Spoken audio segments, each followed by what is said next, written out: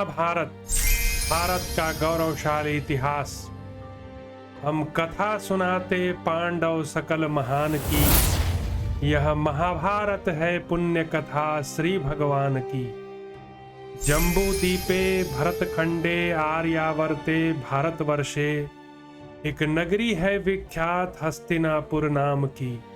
यह जन्म भूमि है पांडव सकल महान की। यह महाभारत है पुण्य कथा श्री भगवान की।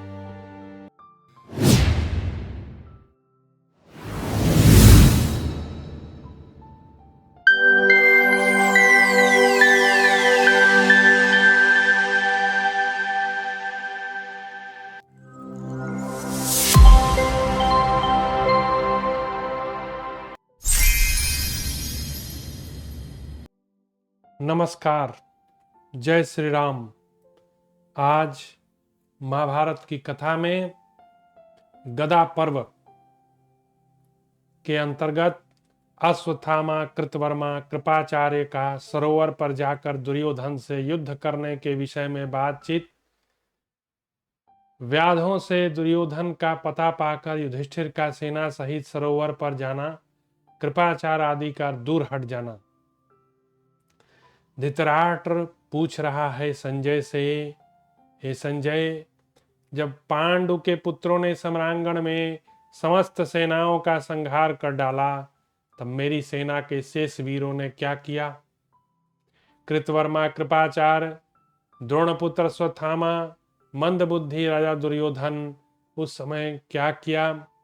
संजय ने कहा, महाराज, जब क्षत्रिय राजाओं की पत्नियां भाग चली और सब लोगों के पलायन करने से शिविर सूना हो गया, उस समय पूर्वोक्त तीनों रथी अत्यंत उद्विग्न हो गए।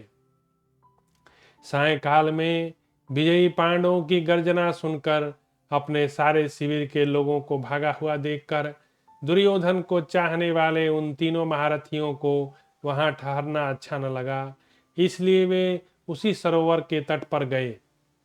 राजन, इधर धर्मात्मा युधिष्ठिर रणभूमि में दुर्योधन के वध की इच्छा से हर्ष के साथ भाइयों सहित विचर रहे थे।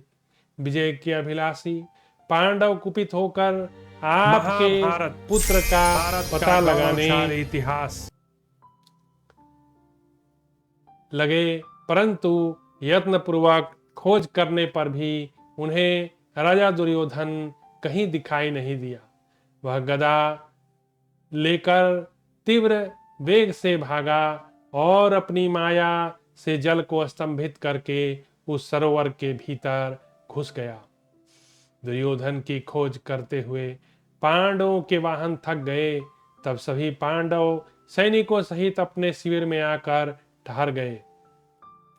जब कुंती के सभी पुत्र शिविर में विश्राम करने लगे, तब कृपाचार्य अश्वत्थामा कृतवर्मा धीरे धीरे सरोवर के निकट पहुंचे, जिसमें राजा दुर्योधन सो रहा था।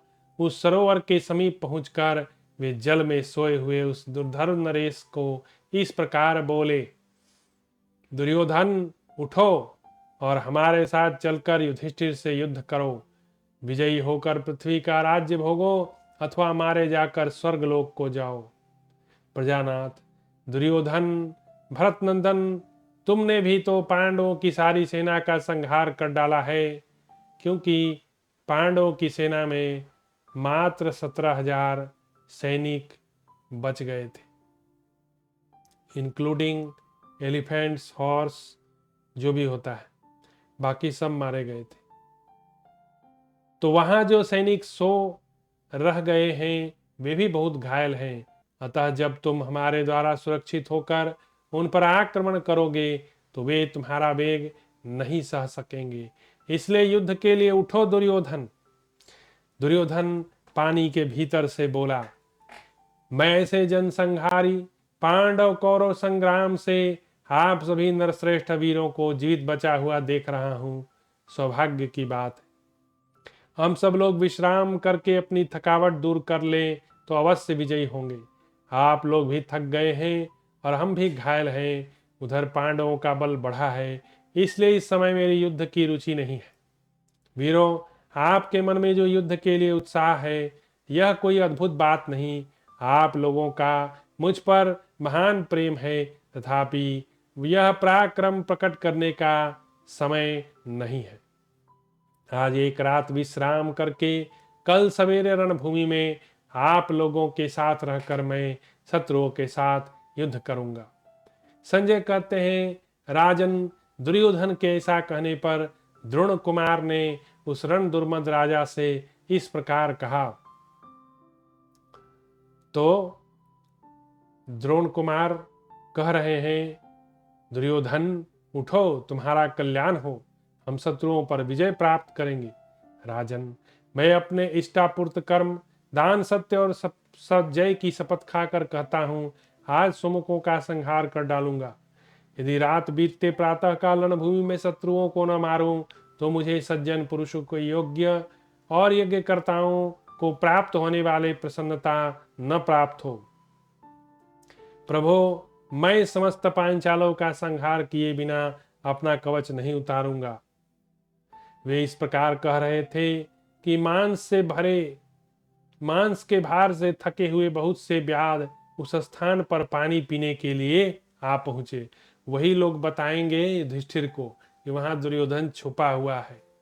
उन्होंने वहां खड़े होकर उनकी एकांत में होने वाली बात सुन ली। परस्पर मिले हुए उन व्याधों ने दुर्योधन की बात सुनी।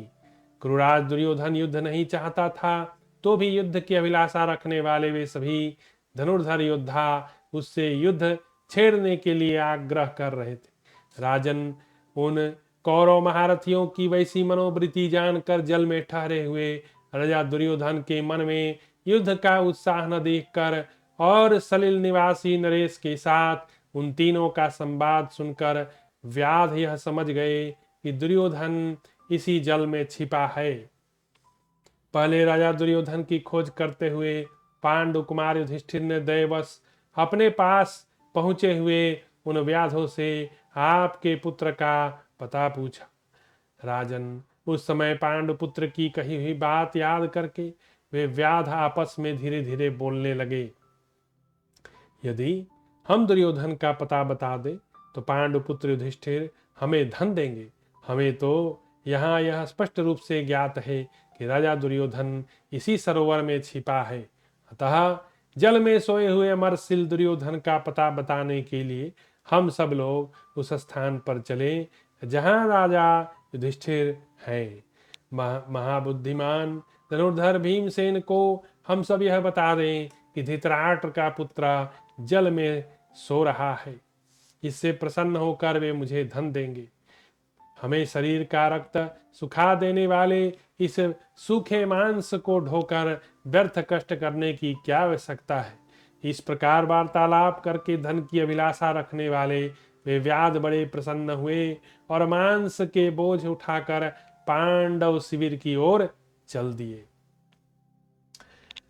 महाराज, प्रहार करने में कुशल पांडवों ने अपना लक्ष्य सिद्ध कर लिया। उन्होंने दुर्योधन को सम्रांगण में खड़ा न देख उस पापी के लिए कुछ छल कपट का बदला चुकाकर बैर के पार जाने की इच्छा से उस संग्राम भूमि में चारों ओर गुप्तचर भेज रखे थे। धर्मराज के उन सभी गुप्तचर सैनिकों ने एक साथ लौटकर निवेदन किया, राजा दुर्योधन लापता है। भरत श्रेष्ठ, गुप्तचरों की बात सुनकर युधिष्ठिर चिंता में पड़ गए। लंबी सांस खींचने लगे, क्योंकि युधिष्ठिर को पता था जब तक दुर्योधन मारा नहीं जाता उनकी विजय श्री हो नहीं सकती। भरत भूषण, तदंतर जब पांडव खिन्न होकर बैठे थे, उसी समय वे व्याध राजा दुर्योधन को अपनी आंखों देखकर तुरंत ही उस स्थान से हट गए। बड़े हर्ष के साथ पांडव शिविर में पहुंचे। द्वारपालों के रोकने पर भी वे भीमसेन के देखते देखते भीतर घुस गए। महाबली पांडुपुत्रा भीमसेन के पास जाकर उन्होंने सरोवर के तट पर जो कुछ हुआ था सब कह सुनाया। राजन, तब शत्रुओं को संताप देने वाले भीम ने उन व्याधों को धन देकर धर्मराज से सारा समाचार कहा। वे बोले, धर्मराज, मेरे व्याधों ने राजा दुर्योधन का पता लगा लिया। आप जिसके लिए संतप्त हैं वह माया से पानी बांध कर सरोवर में सो रहा है। प्रजानाथ, भीमसेन का प्रिय वचन सुनकर अजात शत्रु कुंती कुमार युधिष्ठिर अपने भाइयों के साथ बड़े प्रसन्न हुए। महाधनुर्धर दुर्योधन को पानी से भरे सरोवर में घुसा सुनकर राजा युधिष्ठिर भगवान कृष्ण को आगे करके वहां से चल दिए।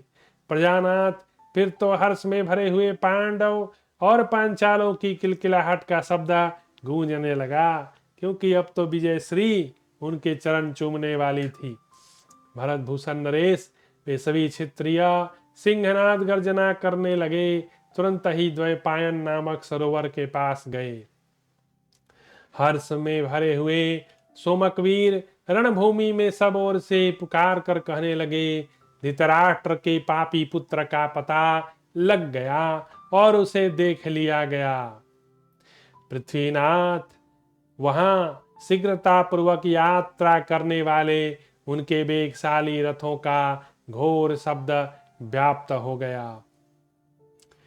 भारत, उस समय अर्जुन, माद्री कुमार, पांडुपुत्र नकुल सहदेव, धृष्टद्युम्न, शिखंडी, उत्तमौजा, युधामन्यु, सात्यकी, द्रौपदी के पुत्र पांचालों में से जीवित जो बच गए थे, वे वीर दुर्योधन को पकड़ने की इच्छा से अपने वाहनों के थके होने पर भी बड़ी उतावली के साथ राजा युधिष्ठिर के पीछे गए।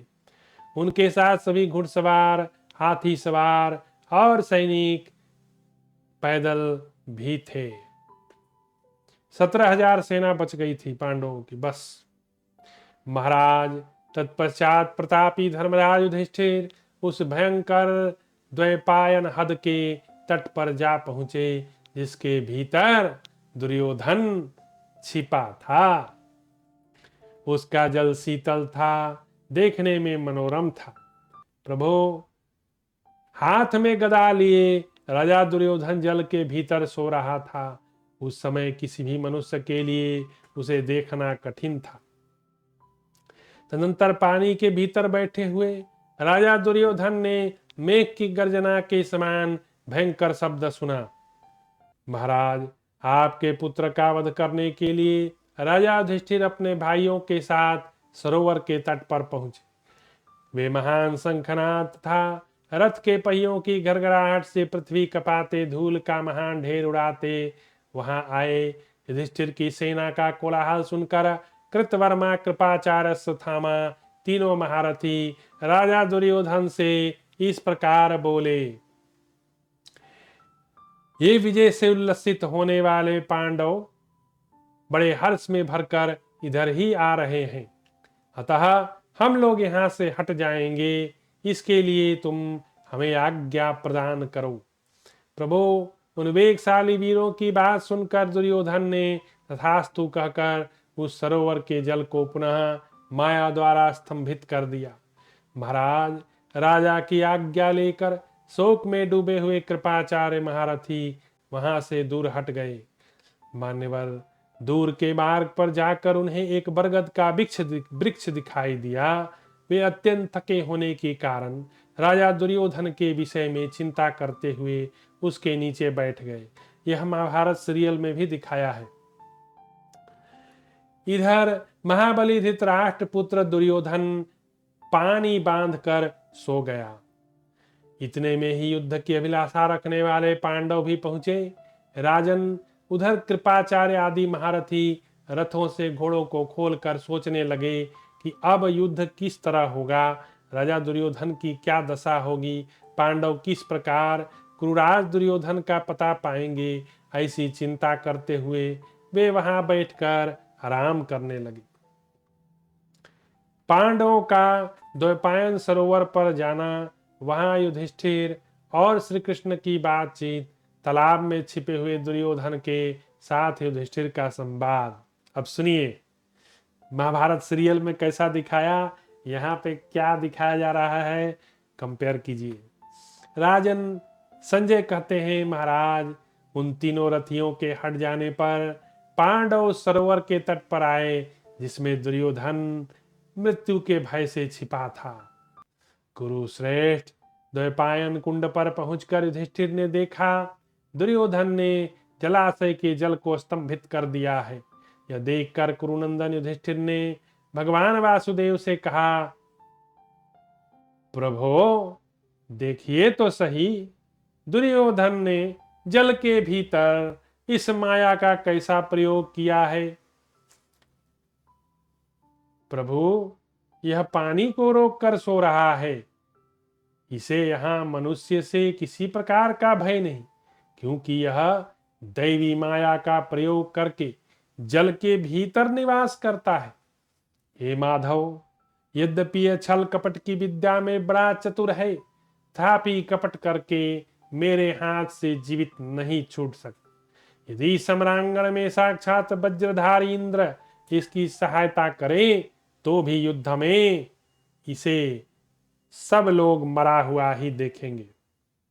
भगवान कृष्ण ने कहा, भारत, मायावी दुर्योधन की इस माया को आप माया द्वारा ही नष्ट कर डालिए। युधिष्ठिर, मायावी का वध माया से ही करना चाहिए, यह सच्ची नीति है। भरतश्रेष्ठ, आप बहुत से रचनात्मक उपायों द्वारा जल में माया का प्रयोग करके मायामय दुर्योधन का वध कीजिए। रचनात्मक उपाय से इंद्र ने बहुत से दैत्यों और दानवों का संहार किया। नाना प्रकार के रचनात्मक उपायों से ही श्री हरि ने बलि को बांधा। बहुसंख्यक रचनात्मक उपायों से ही उन्होंने महान असुर हिरणाक्ष का वध किया। टिट फॉर टैट भगवान बोल रहे हैं, ये माया पसारे हुए हैं तो इसको माया युद्ध से ही मारिए। जैसे अभी पाकिस्तान जो है बहुत सारा ड्रोन भेजा, तो हम लोग भी जो है एरियल अटैक करके उसके सारे ड्रोन को मार के जो है गिरा दिए।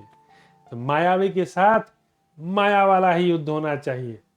हाँ, टिट फॉर टैट भगवान श्री कृष्ण सिखा रहे हैं।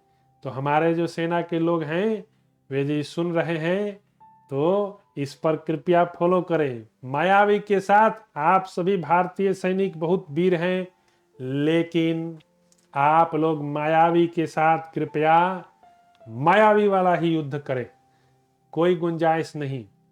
क्रियात्मक प्रयत्न के द्वारा ही भगवान ने हिरण्यकश्यपी को मारा था। राजन वृत्रासुर का वध भी क्रियात्मक उपाय से हुआ, इसमें संशय नहीं। राजन पुलत्स कुमार बीसरवा का पुत्र रावण नामक राक्षस रामचंद्र जी के द्वारा क्रियात्मक उपाय, युक्ति, कौशल के सहारे ही संबंधियों और सेवकों सहित मारा गया। उसी प्रकार आप भी प्रकट करें पराक्रम। भगवान बता रहे हैं कि युक्ति से ही मारिए। आप लोग वीर हैं, लेकिन वीरता दिखाई जाती है वीरों को, नपुंसकों को जो है वीरता क्या दिखानी है। मृत्यु के भय से जाके सरोवर में छिप गया, अपने पूरे खानदान और 11 छौनी सेना का नाश करके अब अपने प्राणों का भय करके दुर्योधन पानी में छिपा हुआ। तो ऐसे लोगों का रेस्पेक्ट नहीं करना चाहिए। और भारत जो है, हमने देखा है पृथ्वीराज गौरी को कितना बार हरा के और बार बार जो है उसको छोड़ देते थे। ये बहुत गलत है। दुश्मन जो है छोटा हो या बड़ा, वह समय पाकर आप पर हमला करेगा, इसलिए दुश्मन को दुश्मन ही समझे। नरेश्वर, पूर्व काल के महादैत्य तारक पराक्रमी विप्रचित्ति को मैंने क्रियात्मक उपाय से मारा। अब भगवान को याद कीजिए। भगवान कृष्ण जो है एक यवन को मारे थे, उसका नाम मैं भूल रहा हूँ। उसको वरदान मिला हुआ था कि वह किसी अस्त्र शस्त्र से नहीं मरेगा, किसी अस्त्र शस्त्र से नहीं मरेगा। तो भगवान ने उसके साथ खेल किया और भगवान रण छोड़कर भागे और भगवान को वो जो है पीछा किया। भगवान भागते गए और वो बोलता रहा, कायर कृष्ण रण छोड़। तब से ही शायद भगवान का नाम रणछोड़ पड़ गया। हालांकि द्वारिका में गए थे जरासंध के कारण, इसीलिए रणछोड़ उनको बोला जाता है। तो वह यवन जो है उनका पीछा करता रहा, काल यवन उसका नाम था। और भगवान जो है उसको गुफा में लेके घुस गए, और गुफा में मुचकुंद जो है सो रहे थे। मुचकुंद जो है देवताओं से उनको वरदान प्राप्त था कि आप जो है खूब निद्रा लीजिए, क्योंकि वो देवताओं की तरफ से युद्ध करते हुए बहुत थक गए थे। कई एक युग बीत गया, तो उन्होंने देवताओं से मांगा कि मुझे सोने का वरदान दीजिए, कि मैं निद्रा में सोता रहूं, और यदि मुझे कोई डिस्टर्ब करे तो मैं उसको देख लूं और वो भस्म हो जाए। तो भगवान ने क्या किया, उसी मुचकुंद के ऊपर अपना जो अंग वस्त्र है डाल दिया। अब काल यवन अंदर आया तो देखता है कि अरे ये तो कृष्ण सो रहा है। तो कह रहा है, तुम एकदम बालक बुद्धि मूर्ख कृष्ण, तुम क्या इस चादर के भीतर सो जाओगे तो तुम बच जाओगे? मैं तो तुमको आज पक्का मारूंगा। क्योंकि उसको महादेव का वरदान प्राप्त था, वो किसी अस्त्र से नहीं मरने वाला था। तो भगवान ने युक्ति चुना मुचकुंद के पास। तो मुचकुंद को जो है वो लात से मारा, मुचकुंद सोए रहे, फिर लात से मारा, ऐसे कई प्रहार किया। तब मुचकुंद की जो है निद्रा खुली, और मुचकुंद जो है वे जाग गए, और उनकी पहली दृष्टि जो है काल यवन पर पड़ी, और काल यवन जो है जलकर भस्म हो गए। तो भगवान वही कह रहे हैं कि भाई हर जगह वीरता दिखाने की आवश्यकता नहीं है, मायावी के साथ मायावी युद्ध करो, दुष्ट के साथ दुष्टता कुटिलता, जो चाणक्य की नीति है। तो आगे भगवान कह रहे हैं, वातापी, इलवल, त्रिशिरा, सुंदुप सुंद नामक असुर भी कार्य कौशल से ही मारे गए। ये सब कथा जो है मैं सुना चुका हूं आप लोग को। सुंदुप सुंद का ब्रह्मा जी ने तिलोत्तमा का निर्माण किया। तिलोत्तमा जो है इतनी सुंदर थी कि उसको देख के इंद्र के 1000 आंख निकल आए, महादेव के 4 सिर हो गए देवताओं की सभा में। तो सुंदुप सुंद जो है उनका भी था कि जब तक वे एक रहेंगे उनको कोई मार नहीं सकता है। तो तिलोत्तमा जो है उनमें जाकर भेदभाव कर दी, और एक दूसरे को मारने लगे कि यह मेरी पत्नी है, तुम्हारी माता के जैसा है, तुम मानो। जब सुंदुप सुंद ने नहीं माना तो आपस में एक दूसरे से वो लड़ने लगे, और उसी समय जो है वो एक दूसरे को मार के मर गए। क्योंकि उन्होंने वरदान मांगा था ब्रह्मा जी से कि हमको अमर कर दो। तो ब्रह्मा जी ने कहा, ऐसा वरदान मैं किसी को नहीं देता। तो कहा कि ठीक है, हम दोनों ही एक दूसरे को मार सके। ब्रह्मा जी ने कहा तथास्तु। तो तिलोत्तमा को बना के और दोनों में झगड़ा करा के एक दूसरे को काम तमाम कर दिए। तो राजन, कार्य कौशल ही बलवान है, दूसरी कोई वस्तु नहीं। युधिष्ठिर, दैत्य दानव राक्षस था बहुत से भूपाल, क्रियात्मक उपायों से मारे गए, अतः आप भी क्रियात्मक उपाय कीजिए। तो संजय कहते हैं, महाराज भगवान कृष्ण के ऐसा कहने पर उत्तम एवं कठोर व्रत का पालन करने वाले पांडुनंदन कुंती कुमार युधिष्ठिर ने जल में स्थित हुए आपके महाबली पुत्र से हंसते हुए से कहा। युधिष्ठिर संबोधित कर रहे हैं दुर्योधन को, सुयोधन, तुमने किस लिए पानी में अनुष्ठान आरंभ किया है? संपूर्ण क्षत्रियों तथा अपने कुल का संहार कराकर आज अपनी जान बचाने की इच्छा से तुम जलाशय में घुसे बैठे हो। सुयोधन, उठो और हम लोगों के साथ युद्ध करो। राजन नरश्रेष्ठ, तुम्हारा वह पहले का दर्प अभिमान कहाँ चला गया, जो डर के मारे जल का स्तंभन करके उसमें छिपे हुए हो? सभा में सब लोग तुम्हें सूरवीर कहते थे। जब तुम भयभीत होकर पानी में सो रहे हो, तब तुम्हारे इस तथाकथित शौर्य को मैं व्यर्थ समझता हूं। उठो, युद्ध करो, क्योंकि तुम कुलीन हो, क्षत्रिय हो, कुरुकुल की संतान हो। अपने कुल और जन्म का स्मरण तो करो। तुम तो कौरव वंश में उत्पन्न होने के कारण अपने जन्म की प्रशंसा करते थे, फिर आज युद्ध से डरकर पानी के भीतर कायरों की भांति कैसे छुपे हुए बैठे हो। यह सब युधिष्ठिर ने जो है महाभारत सीरियल में भी बताया है, वहां भी दिखाया गया है। उसको चैलेंज किए हुए, नरेश नरश्रेष्ठ, युद्ध न करना, युद्ध में स्थिर न रहकर वहां से पीठ दिखाकर भागना, यह सनातन धर्म नहीं। नीच पुरुष ही ऐसे कुमार्ग का आश्रय लेते हैं। तुम कुमार्गामी ना बनो, इससे स्वर्ग की प्राप्ति नहीं होती। युद्ध से पार पाए बिना ही तुम जीवित रहने की इच्छा कैसे हो गई। तात, रणभूमि में गिरे हुए इन पुत्रों, भाइयों, चाचे, ताऊओं को देखकर संबंधियों, मित्रों, मामाओं और बंधु बांधवों का वध कराकर इस समय तालाब में छिप गए हो। तुम अपने को सूरवीर मानते हो, परंतु तुम सूर नहीं हो। भरतवंश के खोटी बुद्धि वाले नरेश, तुम सब लोगों के सुनते हुए व्यर्थ ही कहा करते थे कि मैं सूरवीर हूं। अब उसके अहंकार पे चोट कर रहे हैं युधिष्ठिर जी।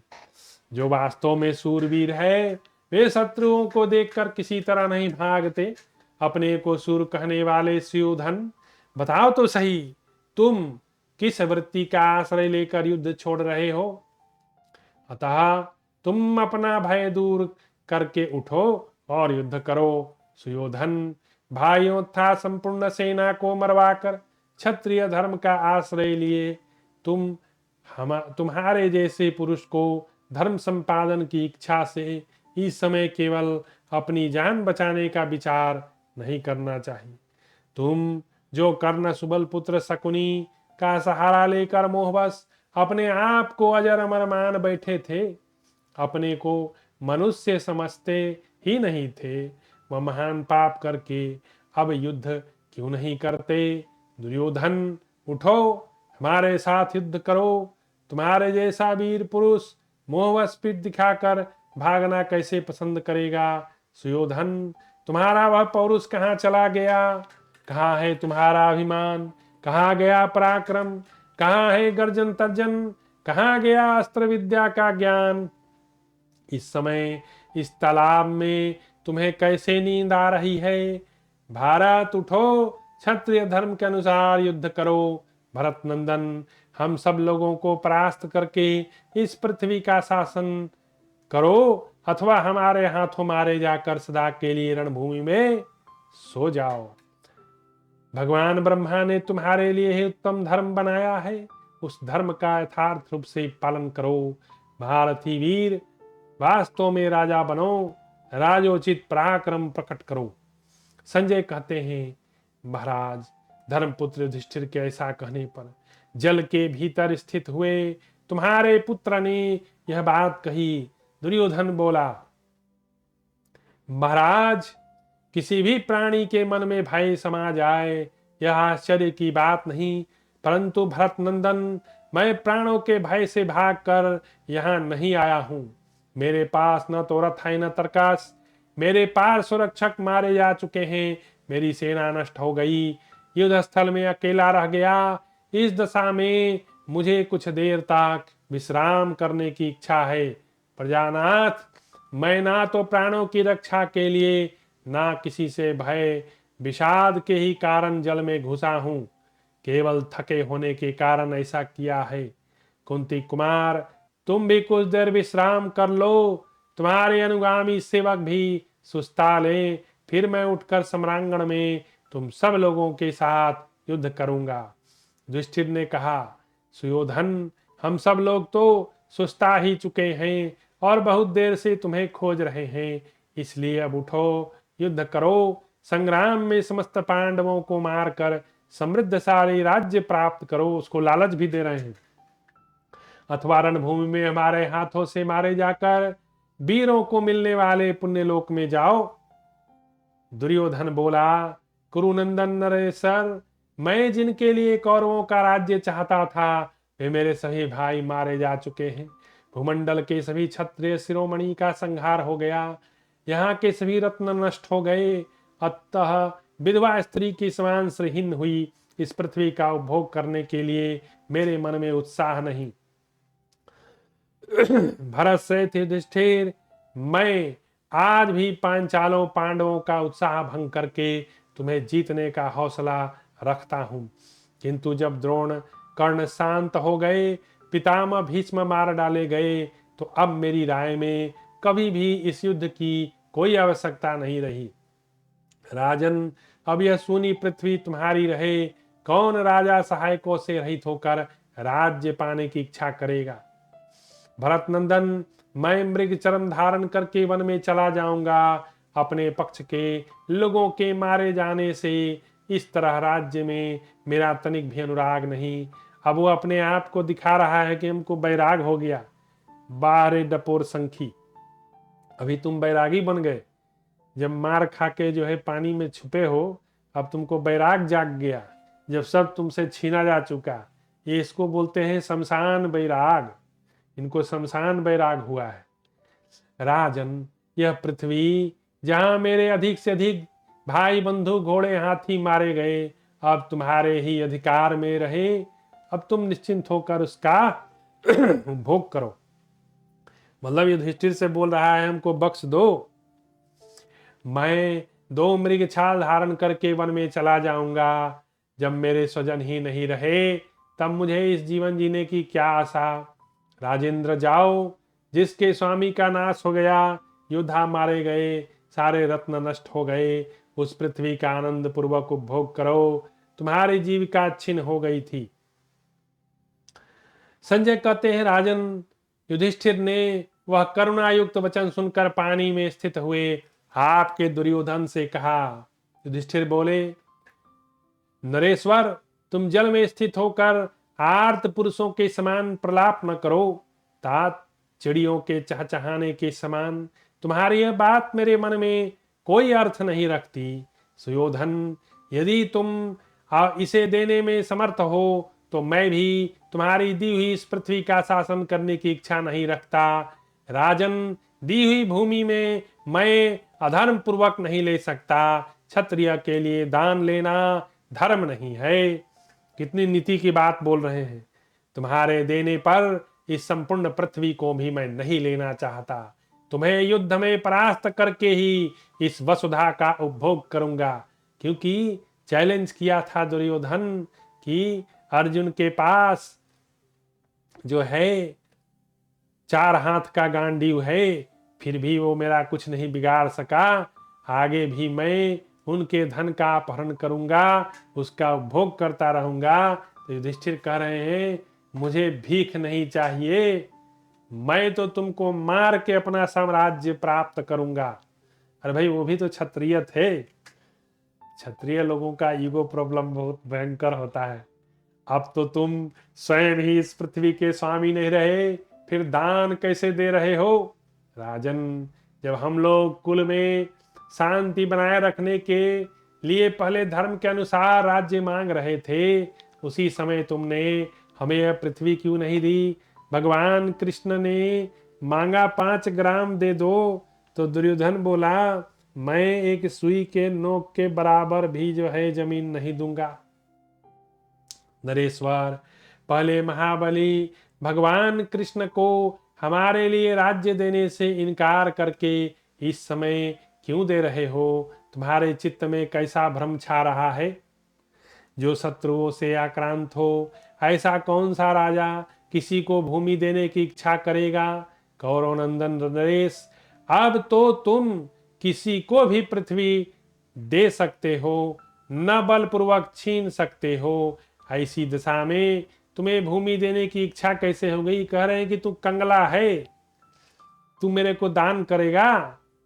और क्षत्रिय तो दान नहीं लेते। मुझे संग्राम में जीतकर इस पृथ्वी का पालन करो। भारत, पहले तो तुम सुई की नोक के जितना छिद सके भूमि का उतना भी भाग नहीं दे रहे थे, फिर आज सारी पृथ्वी कैसे दे रहे हो? शमशान बैरागी, पहले तो तुम सुई की नोक के बराबर भूमि नहीं छोड़ सके, अब सारी पृथ्वी त्याग रहे हो। इस प्रकार ऐश्वर्य पाकर इस वसुधा का शासन करके कौन मूर्ख शत्रु के हाथ में अपनी भूमि देना चाहेगा? तुम तो केवल मूर्खतावश विवेक खो बैठे हो, इसलिए नहीं समझते कि आज भूमि देने की इच्छा करने पर भी तुम्हें अपने जीवन से हाथ धोना पड़ेगा। या तो हम लोगों को परास्त करके तुम ही इस पृथ्वी का शासन करो, या हमारे हाथों मारे जाकर उत्तम लोक को चले जाओ। राजन, मेरे तुम्हारे दोनों के जीते जी हमारी विजय के विषय में समस्त प्राणियों को संदेह बना रहेगा। एकदम युधिष्ठिर ठीक बोल रहे हैं। तुमको जब तक हम मारेंगे नहीं, हमारी विजय जो है नहीं हो सकती। दुर्मते, इस समय तुम्हारा जीवन मेरे हाथ में है। मैं इच्छा अनुसार तुम्हें जीवन दे सकता हूं, परंतु तुम स्वेच्छा पूर्वक जीवित रहने में समर्थ नहीं हो। याद है ना, तुमने हम लोगों को जला डालने के लिए प्रयत्न किया, भीम को 20 सर्पों से डसवाया, विष खिलाकर पानी में डुबाया, हम लोगों का राज्य छीना, हमें अपने कपट जाल का शिकार बनाया, द्रौपदी को कटु वचन कहे और उसके केस खींचे। पापी, इन सब कारणों से तुम्हारा जीवन नष्ट हो चुका है। उठो, युद्ध करो, इसी में तुम्हारा कल्याण है। नरेश्वर, वे विजयी वीर पांडव इस प्रकार बार बार उसकी बात कहने लगे। युधिष्ठिर के कहने से दुर्योधन का तालाब से बाहर आकर एक पांडव के साथ गदा युद्ध के लिए तैयार होना। धृतराष्ट्र ने पूछा, संजय, शत्रु को संताप देने वाला मेरा पुत्र राजा दुर्योधन स्वभाव से क्रोधी था। जब युधिष्ठिर ने उसे फटकारा तब उसकी कैसी दशा हुई? संजय कहते हैं, राजाधिराज राजन, उस समय भाइयों सहित युधिष्ठिर ने जब इस प्रकार फटकारा तब जल में खड़े हुए आपके पुत्र ने कठोर वचनों को सुनाकर गरम गरम सांस ली। राजा दुर्योधन विषम परिस्थिति में पड़ गया था और पानी में स्थित था, इसलिए बार बार उच्छ्वास ले रहा था। उसने जल के भीतर अनेक बार दोनों हाथ हिलाकर मन ही मन युद्ध का निश्चय किया और राजा युधिष्ठिर से कहा, युधिष्ठिर, तुम सभी पांडव अपने हितैषी मित्रों को साथ लेकर आए हो। तुम्हारे रथ वाहन मौजूद हैं, मैं अकेला हूं, वाहन शून्य हूं। तुम्हारी संख्या अधिक है, तुमने रथ पर बैठकर नाना प्रकार के अस्त्र अस्त्र लेकर मुझे घेर रखा है, फिर तुम्हारे साथ मैं अकेला पैदल अस्त्र शस्त्रों से रहित होकर कैसे युद्ध करूं? युधिष्ठिर, तुम लोग एक एक करके मुझसे युद्ध करो। युद्ध में बहुत से वीरों के साथ किसी एक को लड़ने के लिए विवश करना न्यायोचित नहीं है, विशेषता उस दशा में जिसके शरीर पर कवच न हो, थका हो, आपत्ति में पड़ा हो, घायल हो। राजन, मुझे ना तो तुमसे, न कुंती के बेटे भीमसेन से, ना अर्जुन से, ना श्री कृष्ण से, पांचालों से कोई भय है। नकुल, सहदेव, सात्यकी, अन्य जो सैनिक हैं उनसे भी मैं नहीं डरता। युद्ध में क्रोध पूर्वक स्थित होने पर मैं अकेला ही तुम सबों को आगे बढ़ने से रोक दूंगा। मैं उठकर रणभूमि में एक एक करके तुम सब लोगों के साथ युद्ध करूंगा, ठीक वैसे ही जैसे संवत्सर बारी बारी से संपूर्ण ऋतुओं का ग्रहण करता है। पांडवों, स्थिर रहकर खड़े रहो। आज मैं अस्त्र शस्त्र एवं रथ से हीन होकर भी घोड़ों और रथों पर चढ़कर आए हुए तुम सब लोगों को उसी तरह अपने तेज से नष्ट कर दूंगा जैसे रात्रि के अंत में सूर्य देव संपूर्ण नक्षत्रों को नष्ट कर देते हैं। आज मैं भाइयों सहित तुम्हारा वध करके यशस्वी क्षत्रियों के ऋण से उऋण हो जाऊंगा। ऐसा कहकर दुर्योधन चुप हो गया। युधिष्ठिर बोले, सुयोधन, सौभाग्य की बात है तुम भी क्षत्रिय हो। महाबाहो, यह जानकर प्रसन्नता हुई कि अभी तुम्हारा विचार युद्ध करने का है। कुरुनंदन, तुम सूरवीर हो और युद्ध करना जानते हो, यह हर्ष और सौभाग्य की बात है। तुम रणभूमि में अकेले ही एक एक के साथ भिड़कर हम लोगों से युद्ध करना चाहते हो तो ऐसा ही सही, जो हथियार तुम्हें पसंद हो उसी को लेकर हम में से एक एक के साथ युद्ध करो। यह जो है महाभारत सीरियल में भी दिखाया है। वीर, मैं स्वयं ही पुनः तुम्हें यह अभिष्ट वर देता हूं, हम में से किसी एक का भी वध कर देने पर सारा राज्य तुम्हारा हो जाएगा। कितना बड़ा जो है उसको गिफ्ट कर दिए युधिष्ठिर, क्योंकि गदा युद्ध में दुर्योधन को कोई हरा सकता था तो एकमात्र भीम। दुर्योधन बोला, युधिष्ठिर यदि ऐसी बात है तो इस महासमर में मेरे साथ लड़ने के लिए आज किसी भी एक सूरवीर को दे दो, और तुम्हारी सम्मति के अनुसार हथियार में मैंने गदा का वर्ण किया है। मैं हर्ष के साथ कह रहा हूं, तुम में से कोई भी एक वीर जो मुझे अकेले जीत सकने का अभिमान रखता हो, वह रणभूमि में पैदल ही गदा द्वारा मेरे साथ युद्ध करे। रथ के विचित्र युद्ध तो पग पग पर पड़े हैं, आज यह एक अत्यंत अद्भुत गदा युद्ध भी हो जाए।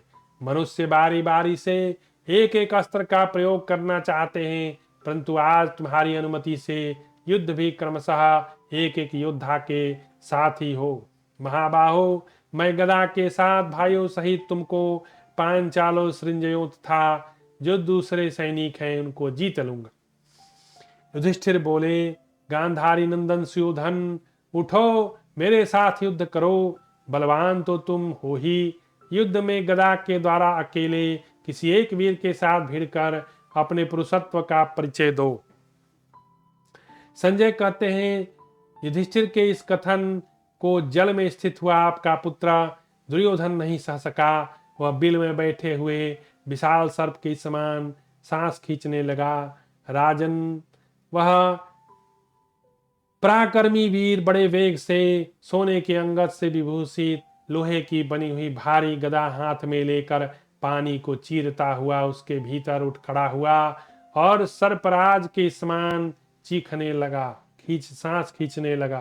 कंधे पर लोहे की गदा बंधे हुए जल का भेदन करके आपका वह प्रतापी पुत्र सूर्य के समान ऊपर उठा। उसके बाद महाबली बुद्धिमान दुर्योधन ने लोहे की बनी हुई स्वर्ण भूषित भारी गदा हाथ में ली। हाथ में गदा लिए दुर्योधन को पांडवों ने इस प्रकार देखा मानो कोई श्रृंग युक्त पर्वत हो अथवा प्रजा पर कुपित होकर हाथ में त्रिशूल लिए रुद्रदेव खड़े हों। संपूर्ण पांचालों ने आपके पुत्र को वज्रधारी इंद्र और त्रिशूलधारी रुद्र के समान देखा। महाराज, उनके इस हाथ मिलाने को दुर्योधन ने अपना उपहास समझा, अतः क्रोध पूर्वक आंखें घुमाकर पांडवों की ओर देखा मानो जलाकर भस्म कर देना चाहता हो। उसने अपनी बाहों के 3 जगहों से टेढ़ी करके दांत से ओंठ को चबाया और कृष्णा सहित पांडवों से कहा। दुर्योधन बोला, पांचालों पांडवों, इस उपहास का फल तुम्हें अभी भोगना पड़ेगा। मेरे हाथ से मारे जाकर तुम तत्काल यमलोक जाओगे। संजय कहते हैं, आपका पुत्र दुर्योधन उस जल से निकलकर हाथ में गदा लिए खड़ा हो गया।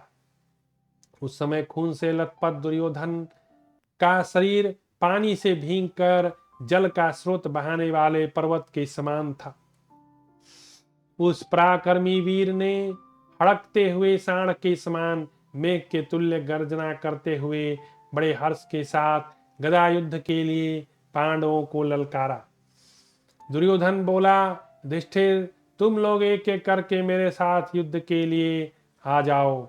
रणभूमि में किसी एक वीर को बहुसंख्यक वीरों के साथ युद्ध के लिए विवश करना न्याय संगत नहीं। मुझे तो तुम सब लोगों के साथ अवश्य युद्ध करना है, परंतु उसमें क्या उचित है क्या अनुचित इसे तुम सदा अच्छी तरह जानते हो। युधिष्ठिर ने कहा, दुर्योधन, जब तुम बहुत से महारथियों ने मिलकर युद्ध में अभिमन्यु को मारा, उस समय तुम्हारे मन में ऐसा विचार क्यों नहीं उत्पन्न हुआ? वास्तव में क्षत्रिय धर्म बड़ा क्रूर है, किसी की उपेक्षा न रखने वाला, अत्यंत निर्भय है। अन्यथा तुम सब लोग धर्मज्ञ शूरवीर तथा युद्ध में शरीर का विसर्जन करने को उद्यत रहने वाले होकर भी उस असहाय अवस्था में अभिमन्यु का वध कैसे कर सकते हो?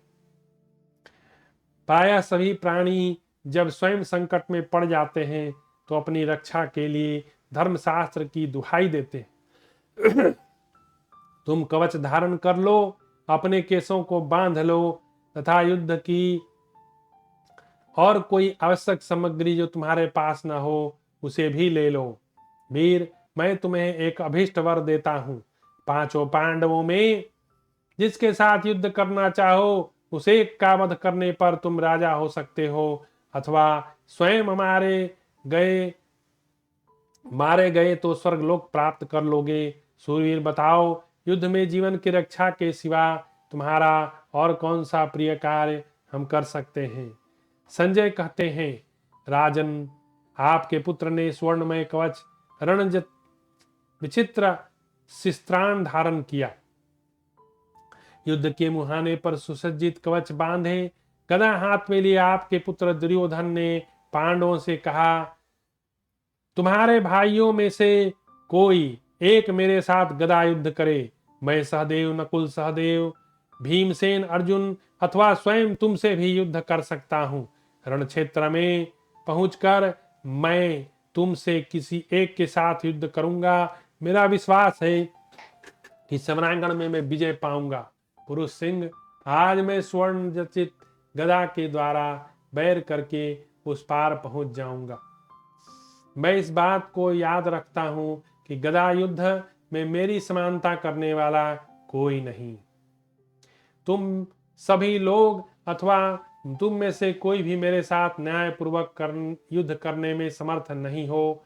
मुझे स्वयं ही अपने विषय में इस प्रकार गर्व से उद्यत वचन नहीं कहना चाहिए, थापि कहना पड़ा, अथवा कहने की क्या आवश्यकता है।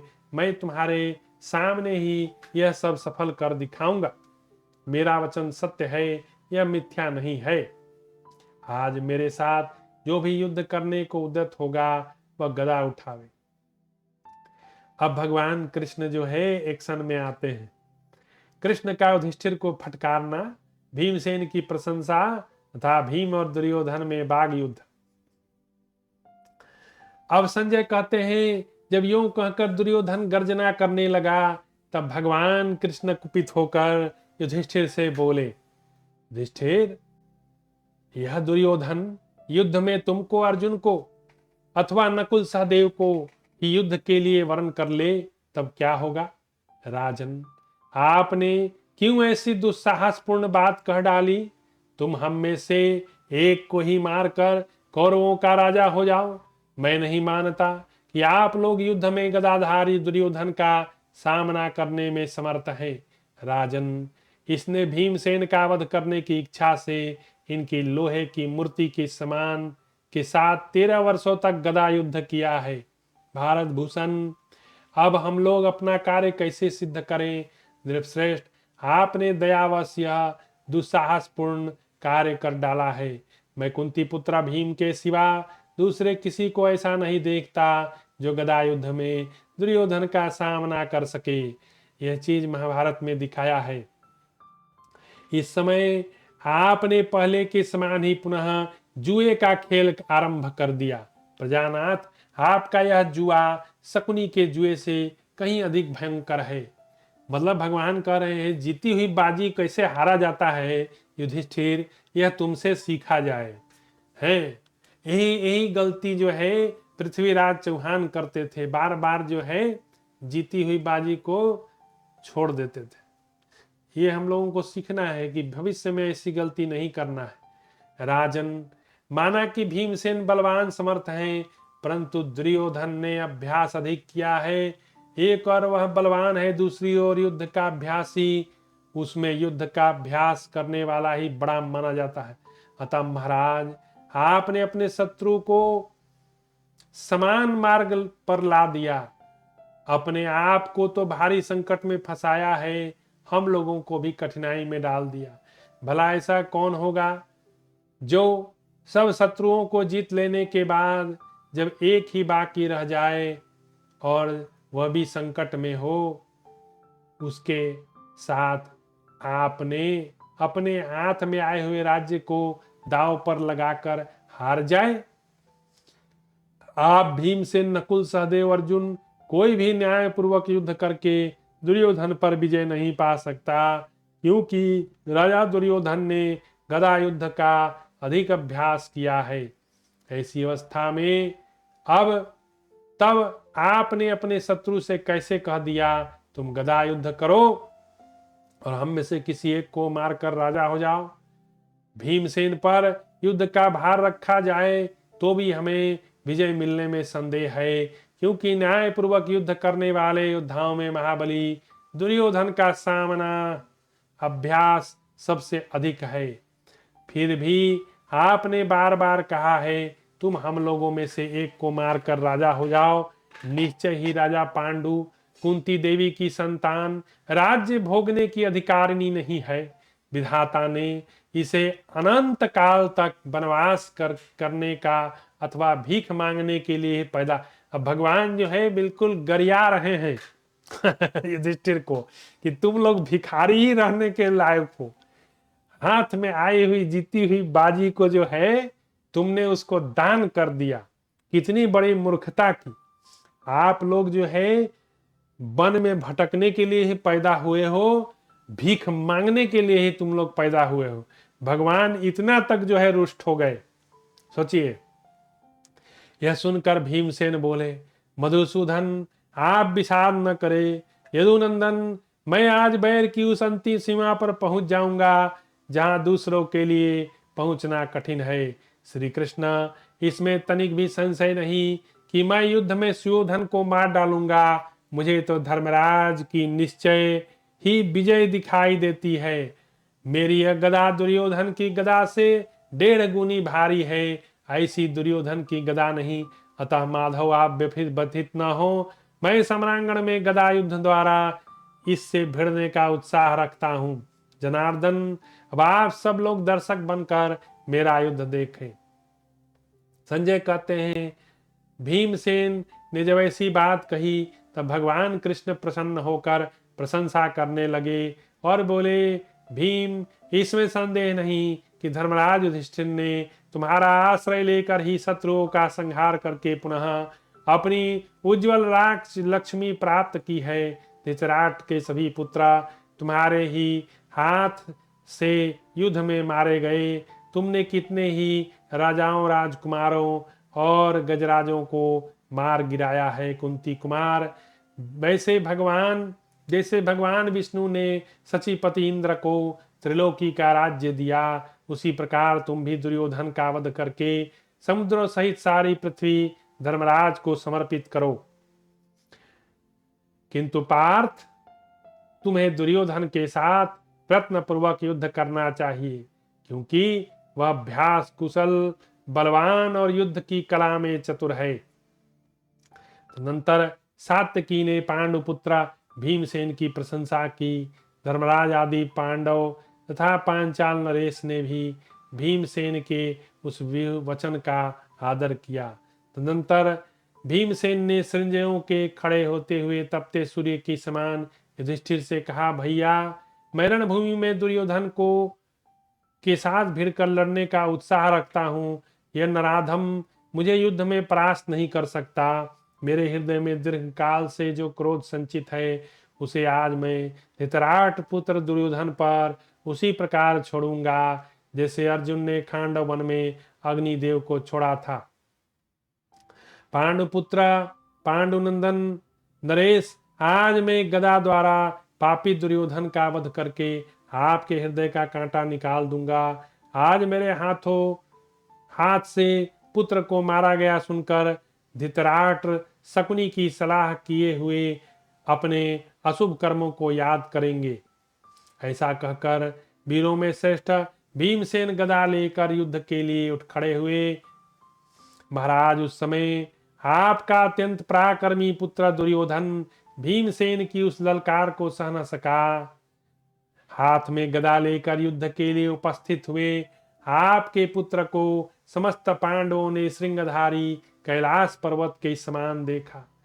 उस समय दुर्योधन के मन में घबराहट थी, न भय, न ग्लानि, न व्यथा। राजन श्रृंगधारी कैलाश पर्वत के समान गदा उठाए दुर्योधन को देखकर भीम ने कहा, दुर्योधन, तूने तथा राजा धृतराष्ट्र ने भी हम लोगों पर जो जो अत्याचार किया और जो वारनावत नगर में जो कुछ हुआ, उन सारे पाप कर्मों को याद कर दुर्मते, दुरात्मन, तूने भरी सभा में रजस्वला द्रौपदी को कलेश पहुंचाया, शकुनी की सलाह लेकर युधिष्ठिर को कपट पूर्वक जुए में हराया, निरपराध कुंती पुत्रों पर दूसरे दूसरे जो पाप अत्याचार किए, उन सब का महान अशुभ फल आज तू अपने आंखों देख।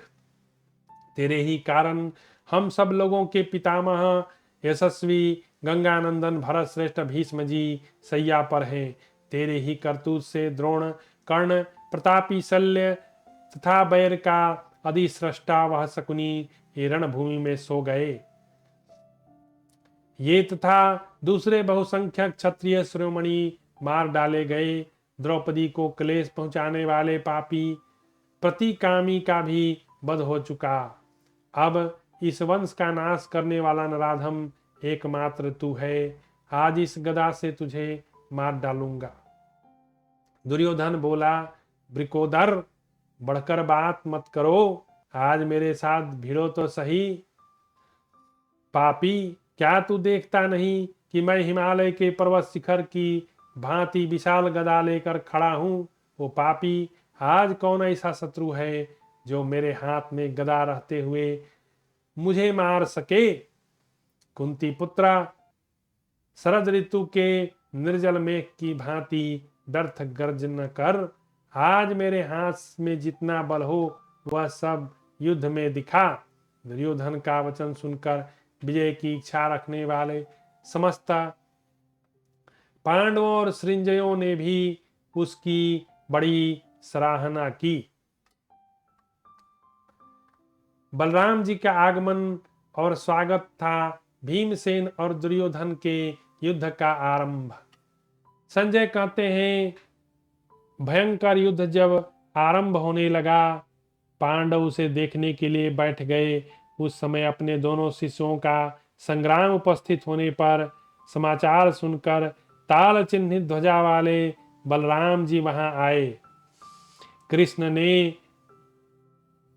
पांडवों ने उन्हें बड़ा प्रसन्न देखा। उन्होंने निकट जाकर चरण स्पर्श किया। इसके पश्चात उन्होंने इस प्रकार कहा, बलराम जी, आपने दोनों शिष्यों का युद्ध कौशल देखिए। इस समय बलराम जी कृष्ण पांडव था हाथ में गदा लेकर खड़े हुए दुर्योधन की ओर देखकर कहा, माधव, तीर्थ यात्रा के लिए निकले हुए आज मुझे 42 दिन हो गए। उस नक्षत्र में चला गया, श्रवण नक्षत्र में पुनः वापस आया हूं। मैं अपने दोनों शिष्यों का गदा युद्ध देखना चाहता हूं। हाथ में गदा लेकर दुर्योधन भीमसेन युद्ध भूमि में उतरे। वे बड़ी शोभा पा रहे थे। नरेश्वर भीमसेन, आपका बलवान पुत्र दुर्योधन, इन दोनों ने गदा को ऊंचे उठाकर बलराम जी के प्रति प्रदर्शित किया। वे सब नरेश सब ओर से स्वागत पूर्वक समादर करके वहां महात्मा रोहिणी पुत्र बलराम जी से बोले, महाबाहो, युद्ध देखिए। उस समय बलराम जी ने पांडवों, सृंजयों, अमित बलशाली संपूर्ण भूपालों को हृदय से लगाकर कुशल मंगल पूछा। तत्पश्चात धर्मपुत्र युधिष्ठिर ने शत्रु दमन रोहिणी कुमार से कहा, बलराम जी, दोनों भाइयों का यह महान युद्ध देखिए। बलदेव जी की तीर्थ यात्रा तथा प्रभास क्षेत्र के प्रभाव का वर्णन के प्रसंग में चंद्रमा के शाप मोचन की कथा। तो आज की कथा हम यहीं समाप्त करते हैं और कथा को हम पुनः कल इसको फिर से बताएंगे आगे क्या हुआ। अभी युद्ध का आरंभ हुआ है, तो अभी गदा युद्ध लंबी चलने वाली है। आप सभी का बहुत बहुत धन्यवाद।